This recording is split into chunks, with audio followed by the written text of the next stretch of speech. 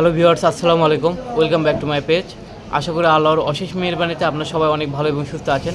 যে যেখান থেকে আমার এই ভিডিওটি দেখছেন সবাইকে জানাই আন্তরিক শুভেচ্ছা ও অভিনন্দন। সবার প্রতি বিনম্র শ্রদ্ধা ও ভালোবাসা রেখে শুরু করছি আজকের এই ভিডিওটি। ডিয়ার অডিয়েন্স, যারা আমার এই পেজটিতে নতুন, কাইন্ডলি আমার এই পেজটিতে ফলো দিয়ে আমার পাশে থাকবেন। আর যারা ইতিমধ্যে আমার এই পেজটিতে ফলো দিয়েছেন তাদের সবাইকে জানাই অসংখ্য ধন্যবাদ এবং অভিনন্দন। শিক্ষামূলক ভিডিও পেতে আপনারা অবশ্যই আমার এই পেজটিতে ফলো দেবেন। পুত্রকে চেনা যায় বিবাহের পরে, কন্যাকে চেনা যায় যৌবনে, স্ত্রীকে চেনা যায় স্বামীর দরিদ্রতায়, আর স্বামীকে চেনা যায় স্ত্রীর অসুস্থতায়, বন্ধুকে চেনা যায় বিপদে, ভাইকে চেনা যায় লড়াইয়ে, আর সন্তানকে চেনা যায় বৃদ্ধ বয়সে। কবিতাটি যদি ভালো লেগে থাকে অবশ্যই লাইক, কমেন্ট এবং শেয়ার করে অন্যদের দেখার সুযোগ করে দেবেন।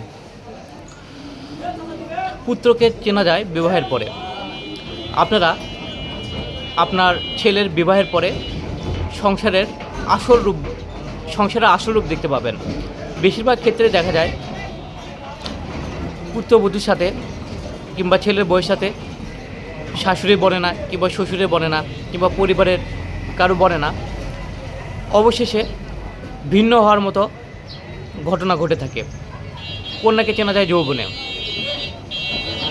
যখন কন্যা সন্তান যৌবনে পা দেয় তখন তাদের আসল রূপ চেনা যায়, তখন তাদের আপনি আসল রূপ দেখতে পাবেন। স্ত্রীকে চেনা যায় স্বামীর দরিদ্রতায়। স্বামীর অর্থনৈতিক অবস্থা যখন খারাপ হয়ে যায় কিংবা ঠিকভাবে খরচ করতে পারে না, তখন আপনি স্ত্রীর আসল রূপ দেখতে পারবেন।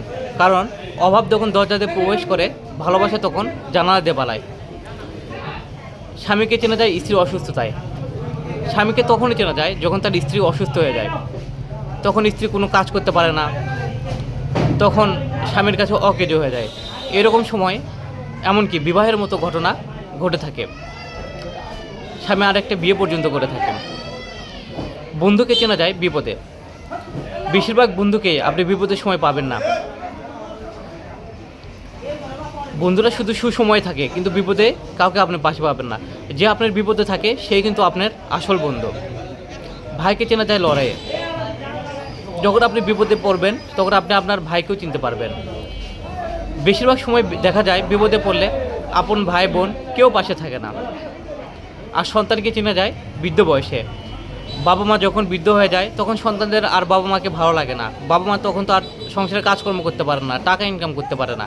এই জন্য তখন আর তাদের সন্তানকে আর ভালো লাগে না, সন্তানদের বাবা মাকে ভারী মনে হয়।